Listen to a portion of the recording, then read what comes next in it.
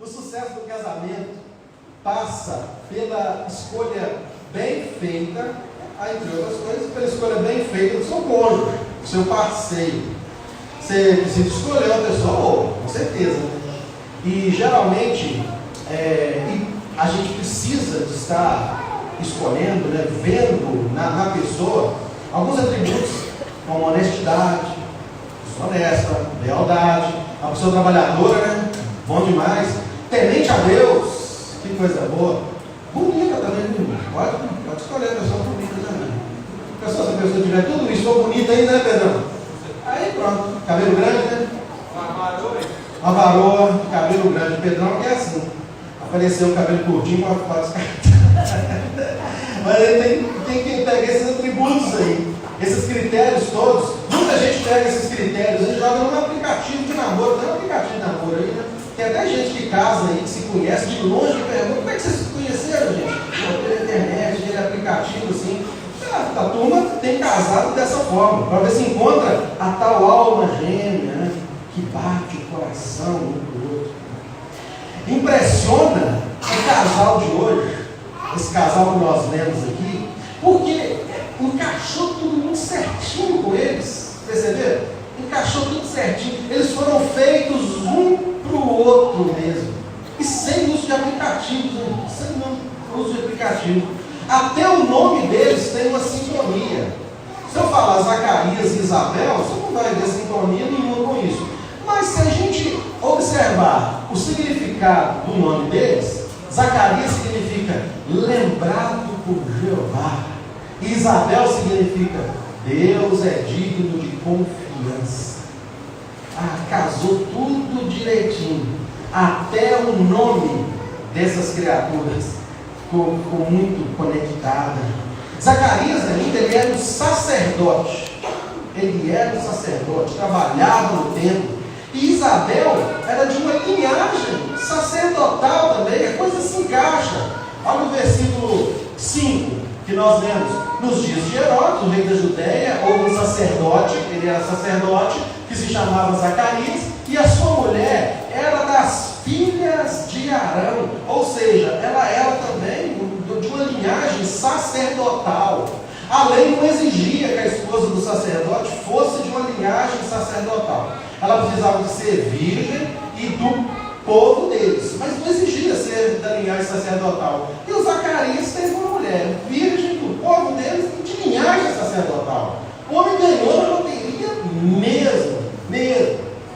Mas para Zacarias, Deus reservou de fato alguém que professava a mesma fé. O versículo 5 vai falar isso, o 6, né? Ambos eram justos diante de Deus, vivendo irrepreensivelmente em todos os preceitos e mandamentos do Senhor. Casou demais, deu muito certo. Crentes, tementes a Deus, da linhagem sacerdotal, os nomes com significado muito bonito e que alinhavam a vida deles com Deus. Esse casal era visto como um casal de fato perfeito. Se você começa a ler aqui a palavra, e se você viajar para o tempo bíblico e se imaginar ali vendo esse casal, você seria um que iria falar: Isabel e Zacarias. Esse casal é um casal perfeito, de vida piedosa, de vida exemplar. Porém, sempre a Bíblia existe um porém, né? Existe um mas, como na nossa vida, sempre existe um mas, um porém. Existe um drama que abatia esses corações. Esse drama estava na casa deles, do lado de dentro das suas casas. Eles não tinham filhos. Olha o versículo 7. O drama era esse. Vamos ler junto? 1, 2 e não tinha filhos, porque Isabel era estéril, sendo eles avançados em dias. Irmãos, para a mulher e para a família, a esterilidade era o maior pesadelo. Era tido como uma maldição, uma grande maldição. A mulher estéril, ela era naquela sociedade, naquele tempo, ela era diminuída ainda mais. ela era desprezada ainda mais. Ela era evitada. Era um drama para a mulher, que sabia que era estéril. Para o homem, ter uma mulher estéril também, algo terrível, porque era vergonhoso para o homem não deixar posteridade. Ele não vai ter filhos, não vai manter a posteridade, e era algo vergonhoso. Esse drama abateu aquele casal, que eles viam esse drama ser ampliado a cada dia, porque os anos se passaram e eles estavam o quê? Bem velhinhos. Já não tinha mais nenhuma esperança de que acontecesse algo que tirasse esse drama deles da porta para dentro de suas casas. Esse casal perfeito vivia a dor de não ter a casa cheia de filhos que completariam ali a alegria daquele casamento. Irmãos, nós também, nós andamos bem arrumados, procurando passar para a sociedade uma imagem de casais, sim, joia, de família boa. Então, da porta para fora, a gente pode até levar essa imagem, mas e da porta para dentro da sua casa? Como é que está da porta para dentro? Você está convivendo com algum drama também? Tem algum drama na sua família? Qual o drama da sua família? Qual o drama que você está enfrentando e que procura até mesmo ocultar? O que tem feito você se sentir como Zacarias? Tá? O que tem feito você se sentir como Zacarias, que tinha o nome dele, uma declaração linda, lembrado por Jeová? Qual o drama da sua casa que tem feito você se sentir como ele? Que no nome era lembrado por Jeová, mas no normal, na sua vida, com relação a esse drama dele, parece que ele estava totalmente esquecido por Jeová. Qual o drama que tem feito você se sentir esquecido por Jeová?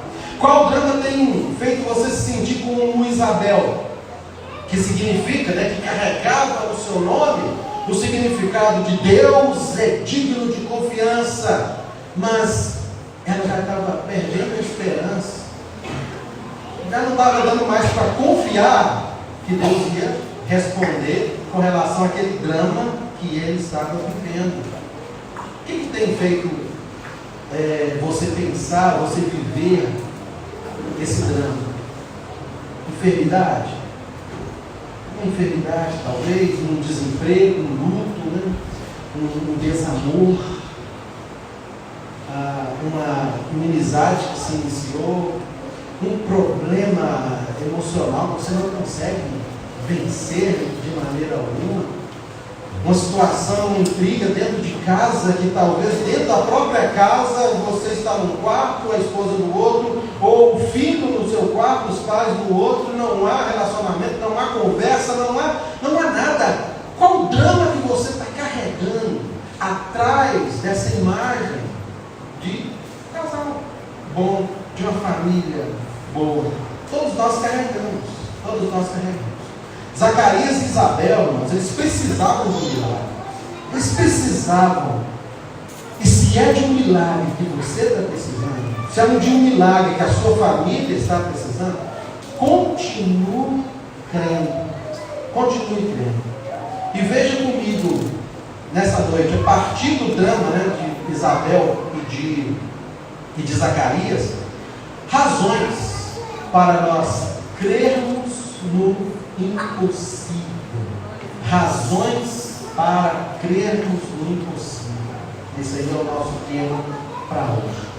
Zacarias e Isabel, como nós falamos, é um casal exemplar, tementes, velhinhos, e já estavam resolvidos de uma coisa: o sonho de ter filhos, já ficou para trás. Ficou para trás.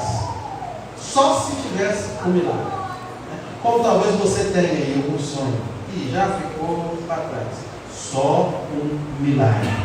Certo dia, na vida de Isabel e de Zacarias, chegou um momento muito especial especial, muito celebrado numa família sacerdotal. Era muito esperado esse momento. Zacarias ia finalmente participar de uma ação, de um ato muito solene no templo, na liturgia do templo. Ele ia ser aquele sacerdote que ia queimar o incenso naquele dia. Esse momento do sacerdote queimar o incenso era o momento que o sacerdote ficava mais próximo do véu que separava o lugar santo do santo dos santos. Aquele véu que se rasgou de alto a baixo quando Jesus morreu, sabe? Ele se aproximava mais daquele lugar. Era um privilégio para poucos sacerdotes, para pouquíssimos, porque era algo definido por sorteio. Se fosse comigo, acho que eu não ia nunca, eu não ia nada de sorteio. Sei vocês aí, né? Era sorteio que acontecia. Geralmente acontecia uma vez na vida.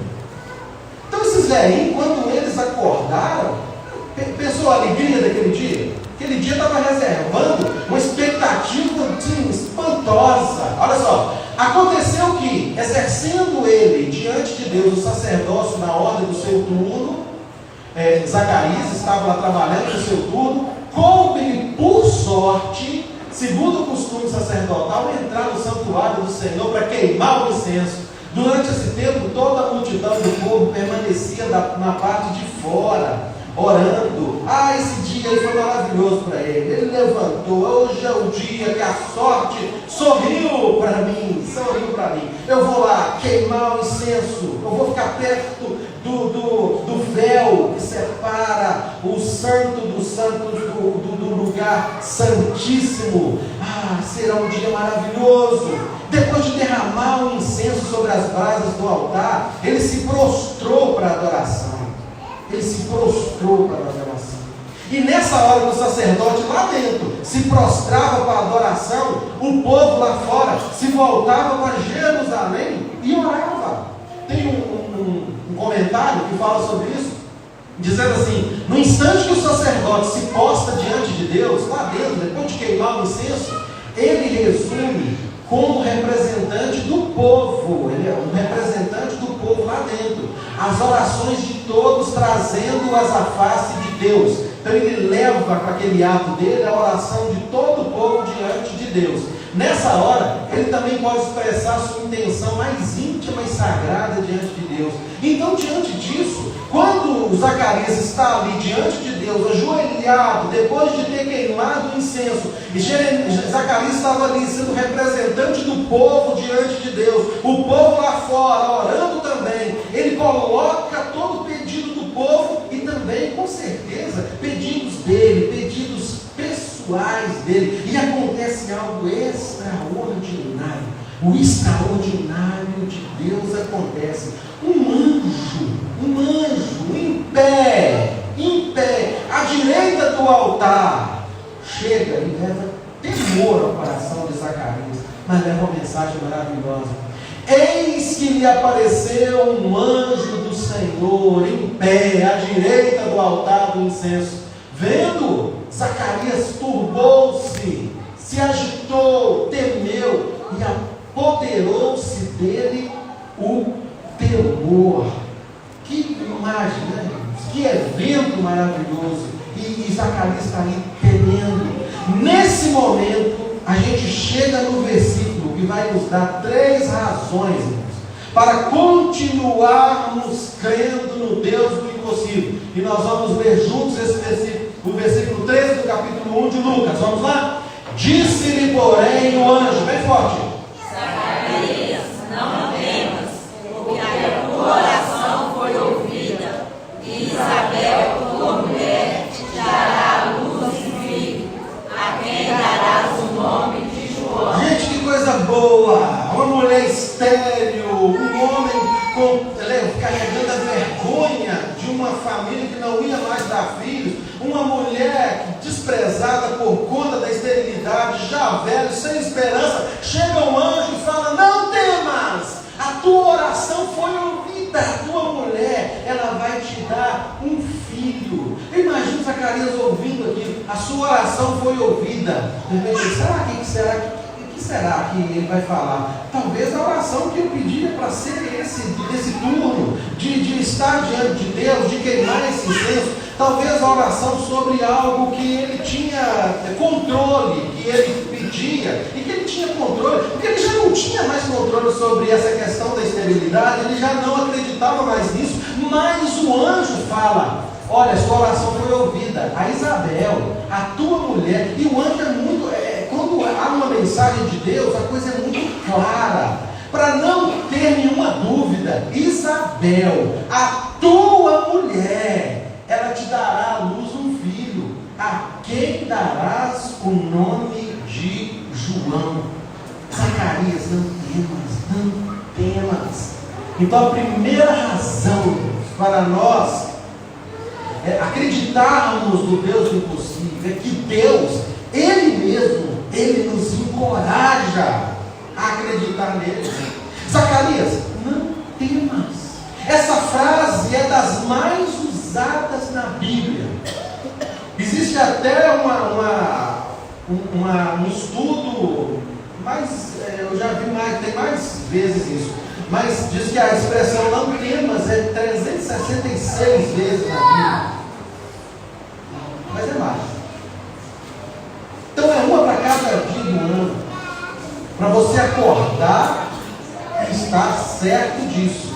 Não temas. O próprio Deus está falando com Zacarias: Zacarias, anima, levanta, tenha fé, não tema, não tema, não tema. O próprio Deus está falando com ele, o próprio Deus fala para os seus filhos em toda a grande história da Bíblia e em toda a grande história da humanidade: não temas.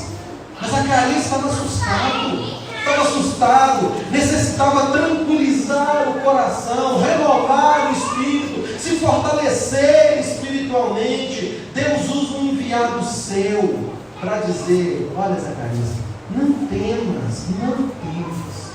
Irmãos, há momentos que o próprio Deus leva um encorajamento para o seu servo, como foi com Josué. Ele falou para Josué: não te mandei eu, ser forte e corajoso, não temas, nem te espantes. Deus usa os seus métodos, Deus usa da palavra, do encorajamento. Ele mesmo vem e fala, Ele manda alguém para falar, Ele envia um anjo, mas Ele leva essa palavra de coragem para nós. Não temas. Deus usa os seus meios. Eu estou contigo. Irmão, o drama que você vive tem levado medo ao seu coração, ansiedade ao seu coração. Deus está te falando hoje e agora: não temas, nem te espantes, coragem, anime-se, eu estou contigo, creia no impossível, eu estou no controle, descanse em mim. Quantas vezes a gente quer ter o controle, né? A gente não descansa. Eu lembro que quando eu aprendi a dirigir, aprendi na autoescola mesmo, e a primeira aula eu entrei assim, tremendo, perna tremendo, tudo tremendo, e peguei ali no volante, nunca tinha entrado no carro, um medo terrível, né? E o rapaz me ensinando ali sobre os pedais, aqui, esse, bom, freio, embreagem, tá? Como é que vai fazer? E eu estou lá, naquele medo. Ele olhou para mim assim, mas eu não estou nem olhando para ele, estou olhando não sei para onde. Ele falou: calma, pode ficar tranquilo. Você não viu esses outros pedais aqui, não? Outros pedais? Eu não tinha visto nada, acho que eu não tinha visto nem o carro, outros pedais. Ele me mostrou do lado dele os pedais que tinha ali também, o freio que tinha com ele. Não sei se tem isso hoje na autoescola. Tem? Eles têm ali? Tem. Aí ele falou: pode ficar tranquilo. Se der algum problema com você aqui, eu piso no meu freio aqui, ó. Pode tranquilizar. Aí aquilo me deu tranquilizado. Ele estava do meu lado, mas ele tinha ali o controle da situação. Às vezes a gente entra na nossa vida em algumas situações, a gente querendo controlar, a gente querendo tomar a direção, mas a gente não tem condições para aquilo. Isso traz temor, traz medo. Você precisa de saber isso. Do seu lado está um Deus poderoso, que tem controle de tudo, tudo. E Ele não vai permitir que algo mal vá acontecer com você. Não temas. E tudo que acontecer no trajeto está descrito desde a eternidade, ordenado desde a eternidade. O controle é dele. Então descanse, não temas, ande com o Senhor, ande com Deus. Uma segunda lição que nós queremos tirar aqui, uma razão para continuarmos a crer no Deus do impossível, é que Ele nos ouve. Deus nos ouve. Disse-lhe o anjo: Zacarias, não temas. Por quê? Porque a tua oração foi ouvida. A tua oração foi ouvida. Nós temos um Deus que nos ouve. Se você levou o Senhor, se você ousou orar a Deus, pedir algo a Ele, tenha certeza que Ele ouve. Uma casa de sacerdotes, como era Zacarias e Isabel, era uma casa de intercessores. Subiam até os céus petições pelo povo, petições por eles mesmos. E o pedido por um filho, com certeza, sempre esteve lá no altar de Deus. Talvez desde o início, quando ela descobriu a esterilidade, ela já começou a pedir. Mas o drama começou a acontecer porque não vinha, o tempo passava, eles estavam avançados em dia, a esperança de ter um filho acabou, mas Deus mantém desde sempre o jeito paterno de ser. Ele ouve desde o primeiro dia da petição, desde o primeiro dia. Os ouvidos dele esteve atento à primeira vez que você orou. Você lembra de Daniel? Daniel 10, 12?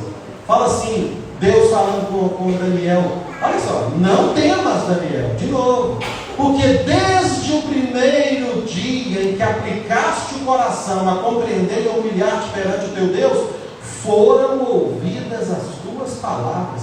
Desde o primeiro dia, o Senhor não se esquece de mim e de você. Ele ouve, Ele nos ouve, como Ele ouviu a Isabel e a Zacarias. Deus ouviu Zacarias e Isabel desde sempre. Deus ouviu Daniel e Deus nos ouve. Nem nós mais nos lembramos a primeira vez que clamamos por determinado assunto. Mas Ele sabe, e Ele ouve, e Ele, terceira razão para você se manter firme, Ele nos atende, Ele nos atende. Zacarias, não temas, porque a tua oração foi ouvida, e Isabel, a tua mulher, te dará à luz um filho. Ele atendeu, o impossível aconteceu. Deus respondeu às orações do casal, dando o resultado do ultrassom, dando o nome do bebê. Ô, gente, não existiu em todas as eras, nem vai existir um chá revelação igual esse aqui. Não vai existir. Pode inventar o que for, mas o chá revelação de Zacarias e Isabel foi único, é insuperável. Para dois velhinhos que já tinham perdido a esperança, Deus se revela, Deus escuta, Deus atende, Deus mostra o extraordinário. Deus também nos encoraja, irmãos, nos ouve, nos atende, mas nos atende no tempo dele, no tempo que não é nosso, não é no nosso cronômetro, mas é um tempo eterno. Eu não sei quando que a minha mãe começou a orar pela conversão do meu pai, não faço ideia. De repente, se perguntar para ela também, ela não vai saber definir quando foi. Mas, depois de muitos anos, papai é uma pessoa sistemática demais.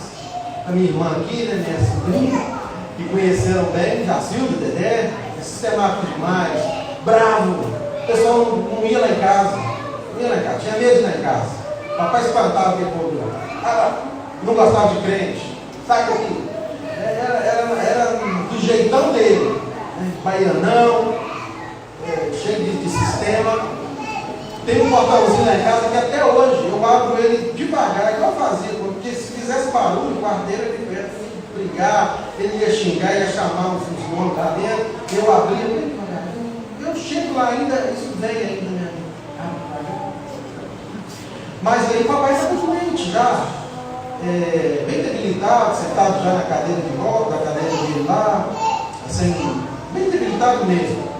E a mamãe conta que chegou um casal, ela estava varrendo a rua, e chegou um casal para ela, falando, sabe alguma casa para alugar aqui na região? Ela falou, não sei não. Aí sabe que chegou um outro moço falando, vocês estão procurando casa? Estamos. Eu tenho um barraco ali e tal. E eles foram para lá, para o tal barraco, a mamãe despediu deles, tudo bem.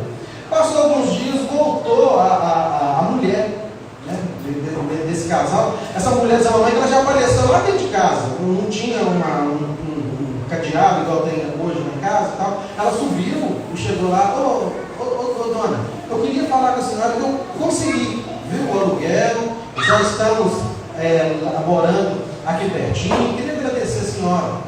Aí essa mulher viu o papai sentado ali e perguntou, quem é esse moço? Meu esposo. Ele teve algum infarto, alguma coisa assim? Não, ele está doente, a mamãe explicou a situação para ele. Ela falou assim, eu posso orar por ele? Ela falou, não, de jeito nenhum, né? Porque ele não gosta e tal. Aí a mulher falou assim, mas Deus está mandando. Aí a mamãe conversou com o papai lá no ouvidinho dele, aí ele fez uma reação ali que concordou.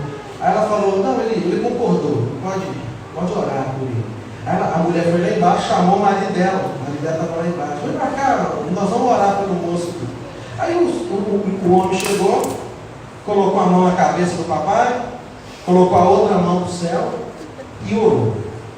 Aí orou por ele, orou. E depois que terminou a oração, ele falou com meu pai assim, ele falou com essas palavras, né? O senhor quer aceitar Jesus? Aí diz a mamãe que o papai não teve reação nenhuma. Aí o moço falou de novo, se o senhor quiser, o senhor levanta uma das mãos. A mãe falou, papai levantou as duas mãos, chorando, sabe? Para o papai estar chorando, levantando as duas das mãos, algo aconteceu.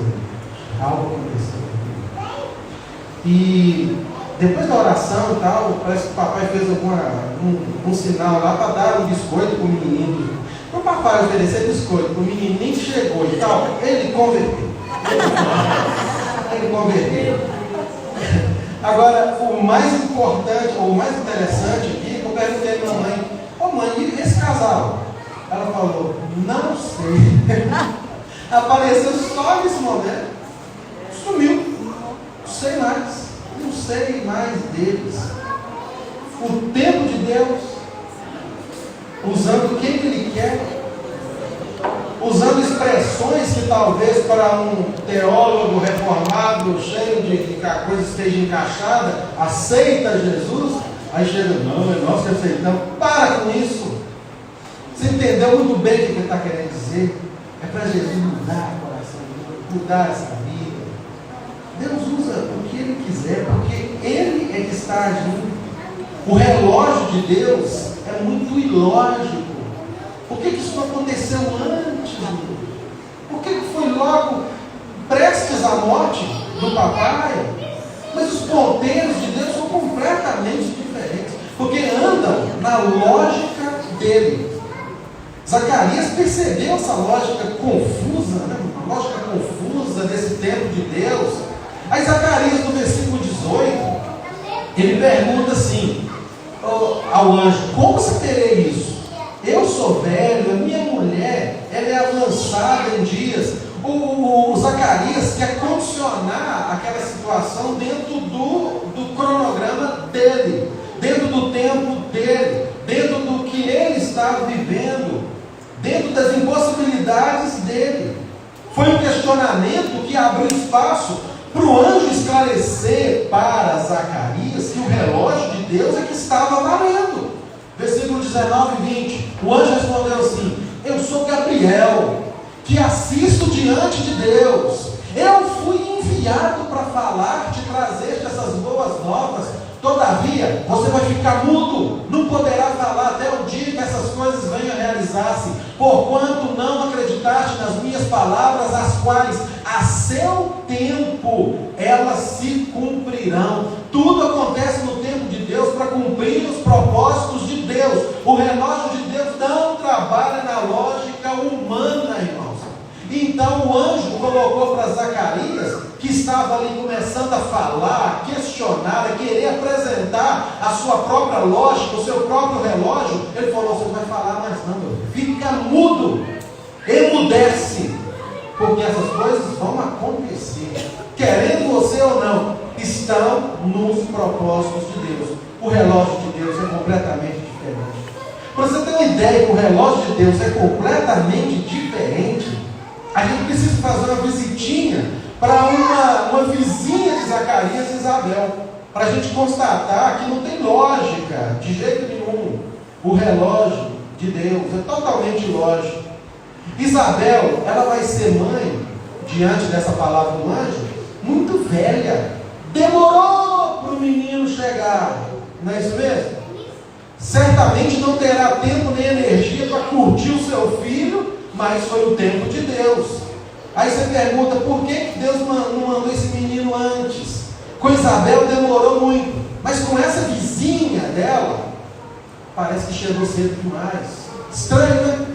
No 6º mês foi o anjo Gabriel enviado da parte de Deus ao Gabriel de novo. O anjo trabalha para uma cidade da Galileia chamada Nazaré, para uma virgem desposada, com certo homem da casa de Davi, cujo nome era José. A virgem, ela chamava-se o quê? Chamava-se Maria. Para Maria, parece que o negócio está vindo cedo demais. Está cedo demais. Ó. É uma menina ainda. E já está tendo filho, já está tendo essa promessa. Uma menina que estava ainda prometida em casamento recebe essa notícia que ela iria ser mãe. O anjo falou com ela, mesma coisa: Maria, não temas. A palavra é para aquela que parece que está demorando, e é também para a palavra de quem parece que o negócio está sendo rápido demais, porque ambas as situações trazem temor. A gente fica perdido nesse tempo de Deus. Ele fala: Maria, não temas, porque achaste graça diante de Deus. Você conceberá e dará à luz um filho, a quem chamarás de Jesus. Ai, irmão, não tem lógica isso. Essa equação não bate. Por que será que o meu pai não foi convertido antes da doença? Para ele poder vir na igreja, poder estar aqui? Deus não sabe. Por que não dá à luz um filho? Por que demorar tanto para dar um filho para Isabel? Por que trazer um filho tão precocemente para Maria? Porque o tempo é de Deus. E se você e eu estivermos questionando muito, emudeçamos diante do Senhor. E se você não se emudecer, Ele vai te colocar mudo, para a gente não ficar falando, para a gente não ficar levantando as nossas questões. O melhor que fazemos é ficarmos mudos em nossos questionamentos humanos. A gente precisa fazer soar apenas uma voz nesses momentos, a voz da fé. Deus atende e realiza o impossível a seu tempo e de acordo com a sua soberana vontade, a sua soberania. Deus encorajou aquele casal, ouviu suas orações, atendeu com um milagre que cumpriu os propósitos eternos. No momento certo da história, de maneira espetacular, as promessas sobre o Redentor estariam cumpridas. Nos idosos Zacarias e Isabel aconteceu aquela gestação impossível e nasceu aquele que preparou o caminho para o Messias. Nasceu João Batista. Estava nos planos eternos do Senhor. Agora, como ele vai executar esses planos? Está na economia dele, do Senhor Todo-Poderoso. Na menina Maria, uma menina ainda, aconteceu um impossível, uma gestação por meio do Espírito Santo. E dela nasceu o Salvador do mundo. Já estava nos propósitos, nos decretos, nas ordenanças eternas de Deus. Esse Salvador, Jesus Cristo, caminha com a nossa família hoje, o tempo todo, encorajando, ouvindo, atendendo a seu tempo as nossas orações. Tudo estava escrito e determinado pelo nosso Senhor. Então confie no Senhor. Se existem impossíveis na sua vida, existem razões para você continuar acreditando sempre nele. É de um milagre que vocês precisam? O Deus de milagre, Ele está conosco, encorajando nossas vidas, nos ouvindo desde o primeiro dia e atendendo em seu tempo e do seu jeito. Emudeça a voz da razão, confie no Deus do